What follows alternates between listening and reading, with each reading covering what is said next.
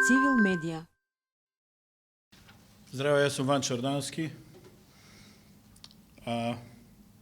Овде сум по покана на моите пријатели од Цивил, ќе ви кажам изошто, затоа што имаме соработка за тоа потоа.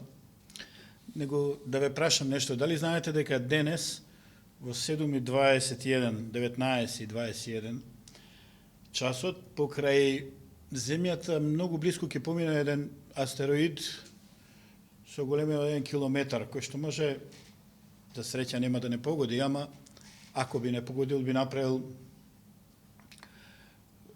огромни штети, смрт на милиони луѓе и така натаму. Сличен астероид, огромен астероид пред 60 милиони години ги убил диносаурусите, знаеме за тоа. Ама дали знаеме дека нов астероид, виртуелен астероид, веќе е над нашите глави, а тоа е астероидот наречен климатски промени и загадување. Штетата кој тој астероид виртуелен, а со толку реални последици ќе се случи е огромна и ќе се мери во десетици, стотици милиони човечки животи. Не само тоа, не само сега, туку ќе предизвика невидени катастрофи во иднина. Ама не сум тука денес за да ве плашам со судниот ден, дека ќе се стопи мразот, дека Неготино ќе биде со морска плажа, Македонија ќе има морнарица, ќе се случи и тоа.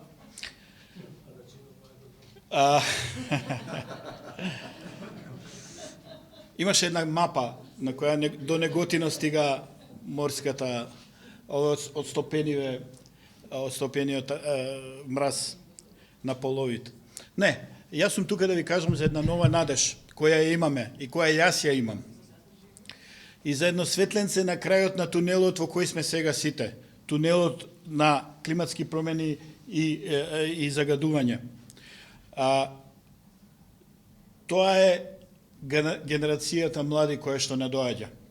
Генерација Алфа ќе ја наречам.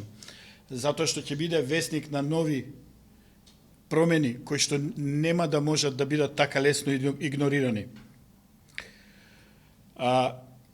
Новата генерација која се уште е млада, тоа се наши деца од тинејџери и така натаму, малолетни, тие се аполитични.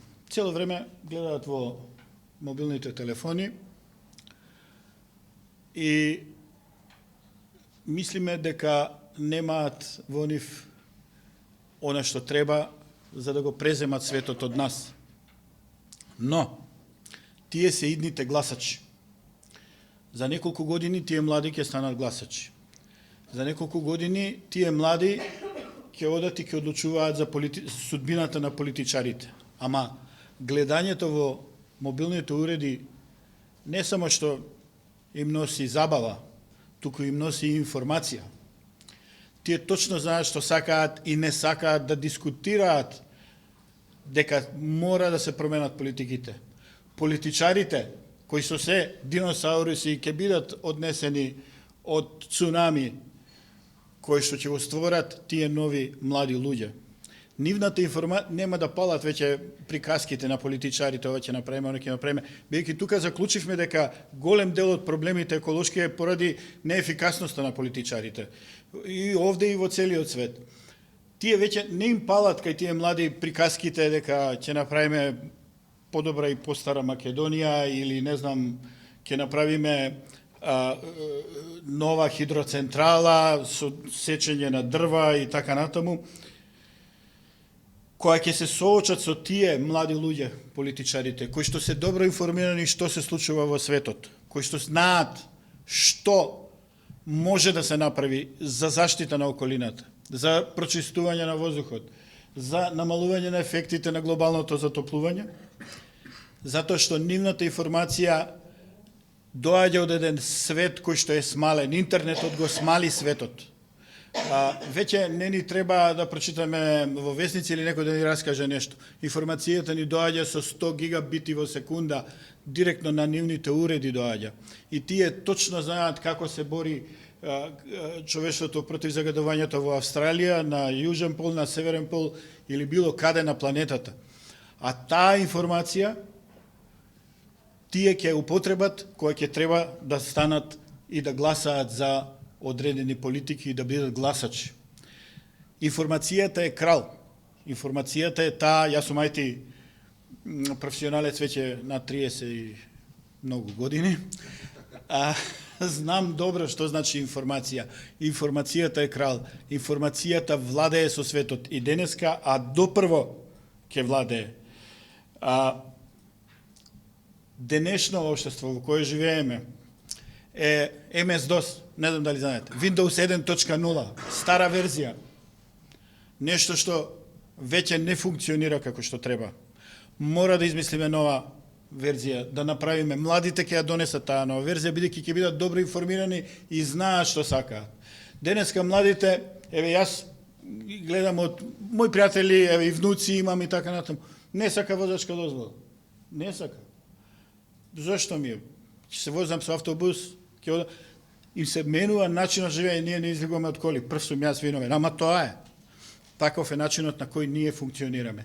Младите ќе ја донесат таа промена со моќта на информацијата.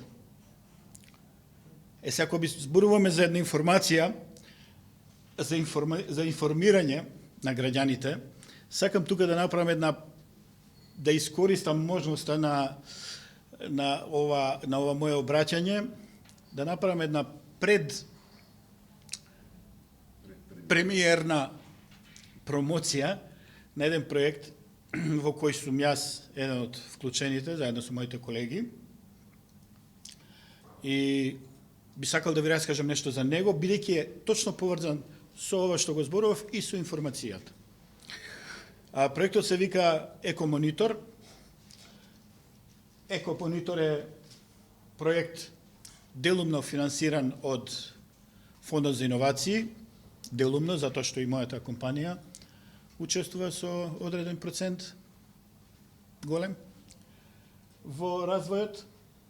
И мотото на Екомонитор е дека борбата против загадувањето на воздухот започнува со неговото мерење. Ситуацијата со мерењето, сегашната ситуација, моментална, со мерењето на загадувањето на воздухот во Македонија е трагична. Постојат вкупно 16 мерни станици. Ова се незванични податоци, но ви уверувам дека сум ги проверил.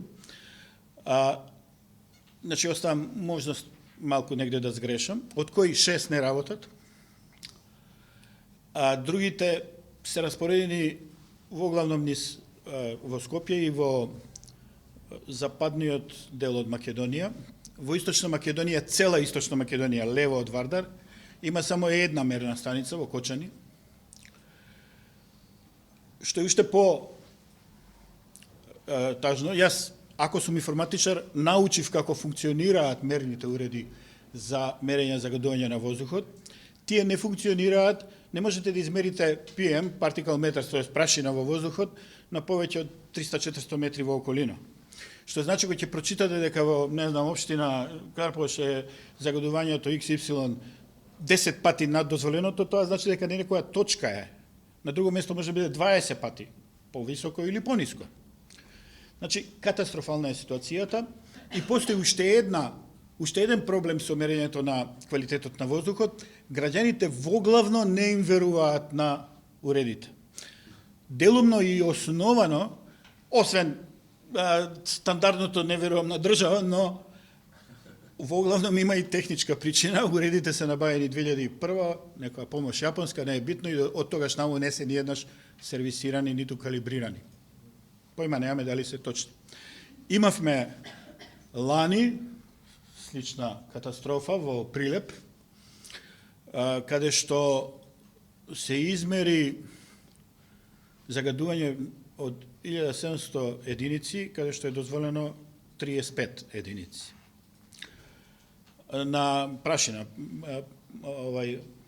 PM частичка. И се дигна огромна бука, како може да биде толку многу големо загадувањето, под огромен притисок беа градските власти и така натаму, да испадне дека уредот не само што не е калибриран, туку е поставен директно пред издувните цевки на соседната банка, која што се грее на мазут. Значи, не можеме да веруваме на уреди кои што се несистематски, неодржувани и малку. Ние замисливме концепт во кој мерењето на загадувањето на воздухот ќе биде хиперлокално. Тоа значи дека ќе има поставено стотици уреди во секоја урбана средина, во сите општини, и во Тетово, и во Куманово, и во Скопје, и во Кочани, и во Штип, и во Неготино. Во цела Македонија, и тие уреди ќе можат реално да мерат моменталното загадување во секој момент, но бидејќи ќе ги има многу, тие ќе можат хиперлокално, локално да мерат колку ќе биде тоа. Со статистичка обработка ќе се добиваат податоци на повисоко ниво, за да сепак да не се изгуби информацијата во лавината на податоци.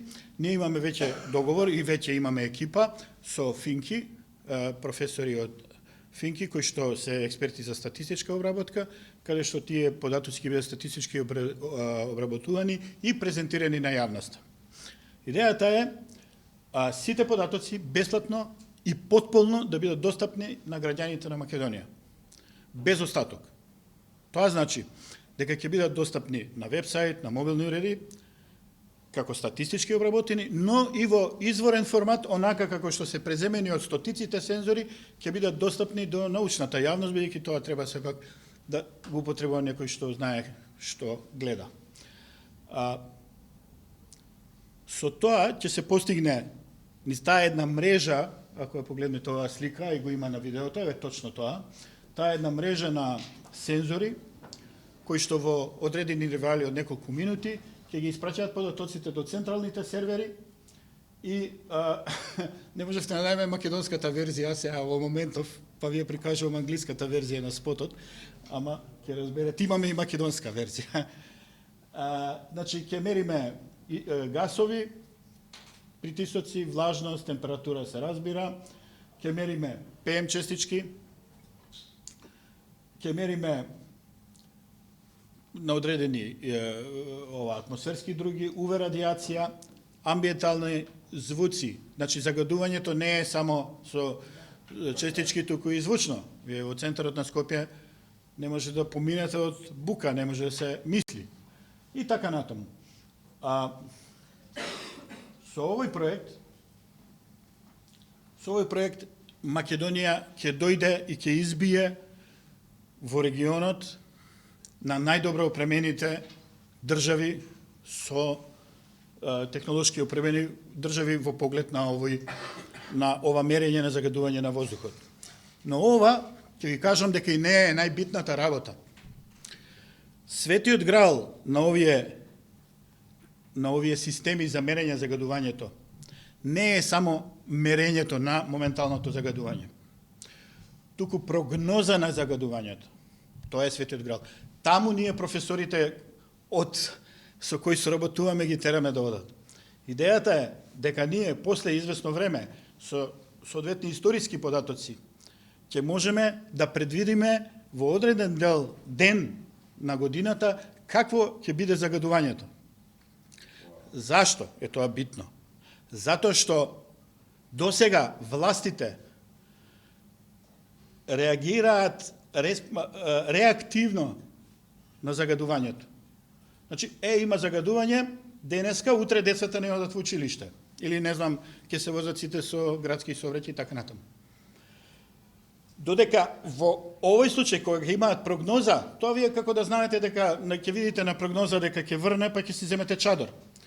Властите ќе можат да реагираат проактивно во однос на загадувањето на воздухот. И тука ќе биде клучниот импакт на целиот систем.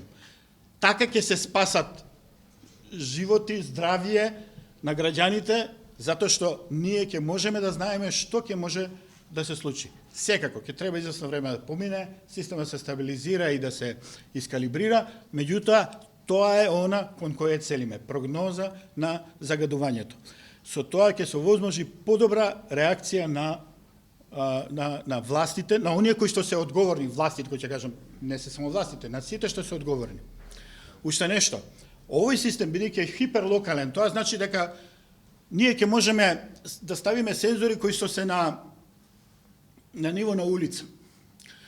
Со принцип на триангулација ние ќе можеме да ги видиме пиковите, врвните вредности, таму каде што во моментов се случува големо загадување. Беше од Тетово господинот кој кажа, има овие што горат иверки, нели? И они се знае кога горат попладне, кога не работат инспекциите. Или знам во еден друг град каде што има оваа индустрија текстилна, па ги горат уште полошо остатоците текстилни кои што во себе имаат пластика, лепаци, хемикали невидени. Тоа се прави у недела, сабота и после 5 сат попладне. Ние ќе можеме со овој систем да ги видиме пиковите, каде се случува тоа, точно на куќна адреса, на врата да можат инспекторите да му чукнат на загадувачот и да имаат докази. Освен тоа, предвидено е и една флота на дронови, кои што ќе имаат термални камери и ќе можат да ги снимат ситуациите. Во моментот како се случуваат, како доказ за пред властите и органите кои што треба тоа после да го гонат. Уште една додатна работа која што Екомонитор ќе развива е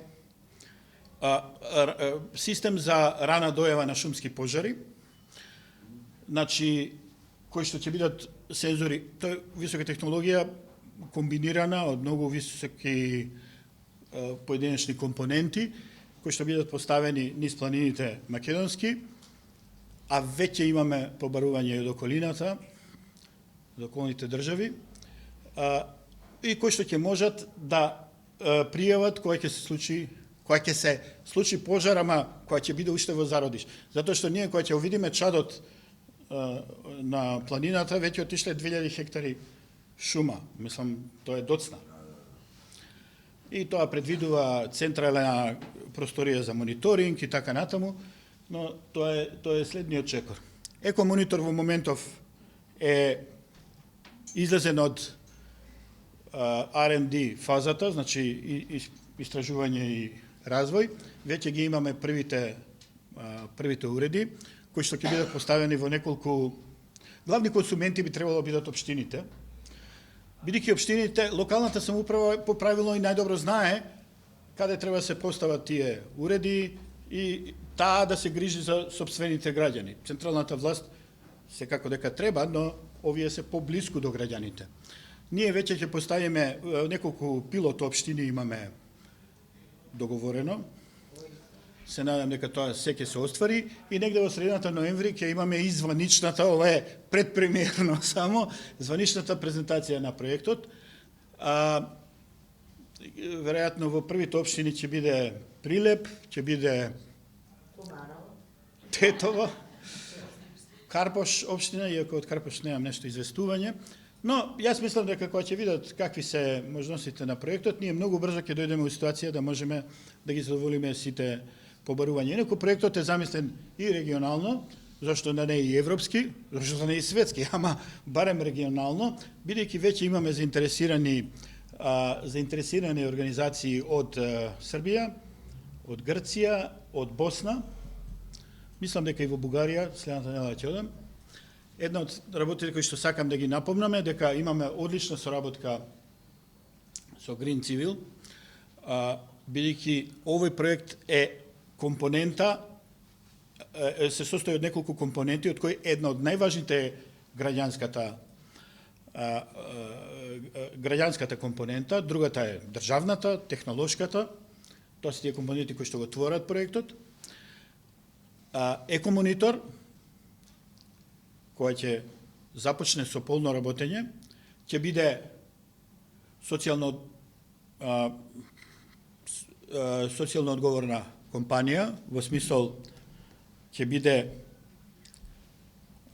социјално предпријатие. Тоа е предпријатие кое што работи како и нормалното, но профитот го вложува во натамошен развој и во подобрување на условите на општеството и на граѓаните. Социјалните предпријатија секако нека заработуваат пари, бидејќи предпријатие е предпријатие и требаат пари за да функционира, но сепак е свртено кон добра состојбата на граѓаните. Ова социјално имаме инаку пречки, еве да ви се пожалам, нема да кажувам од кој и како, но веќе имаме пречки, луѓето не сакаат, изгледа да се измери или на некому пречи сето ова, ама тоа е тоа, но мислам дека ќе ги надминеме и веќе ги надминуваме и дека ќе може Екомонитор да биде светла точка во борбата против загадувањето во Македонија. Ние нема да го запреме загадувањето, ние ќе го измериме загадувањето. Ама и тоа е нешто. Ако видите дека сега во Македонија практично ова што се мери е неупотребливо. Мислам дека никој не треба нешто многу да му обрнува внимание на овие цифри, бидејќи се реално технички не се соодветни. Разбирам се дека тоа многу кошта и така натаму, кога сме кај тоа, уредите на Екомонитор се 50 до 100 пати поевтини еден уред од оние кои што сега се користат, а даваат слични, сосема слични, може и подобри, ајде да не кажам, подобри мерни податоци со употреба на најнова технологија. Ние користиме сензори кои што се во врвот на светската технологија, Honeywell, Sharp и така натаму.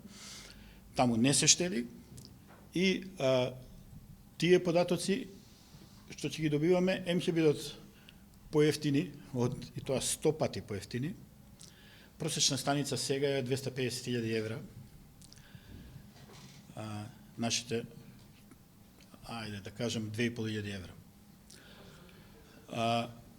Една станица. Да, моќта е во умрежувањето на станиците, во нивно ставање во меѓусебен сооднос и во софтверот кој што ги управува.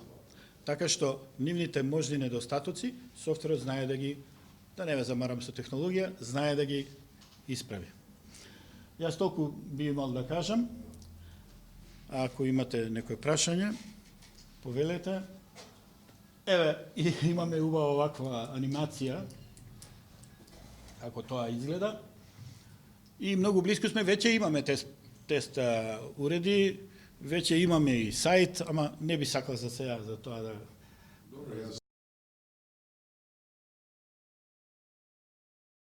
Цивил медија.